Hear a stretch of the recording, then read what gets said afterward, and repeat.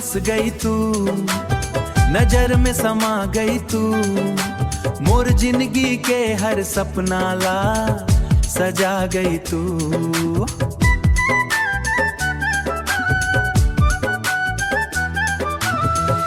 दिल में बस गई तू, सांस में रच गई तू, मोर सुना सुना दुनिया ला महका गई तू। ओ संगी रे, ओ संगी रे, तोर बिना मोला कुछ नहीं भावे रे। दिल में बस गई तू, सपना बन गई तू, मोर हर खुशी के कारण बन गई तू।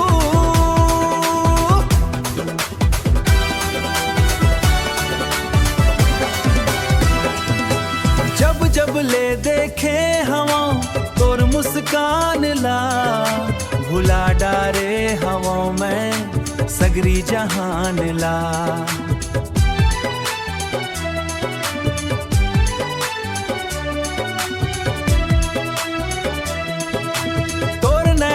के जादू ऐसन चलिस, मोर दिल के हर कोना मनमया भर दिस। रिमझिम बरसे पानी सुरता तोरे आवे, मोर दिल के धड़कन बस तोला गुनगुनावे।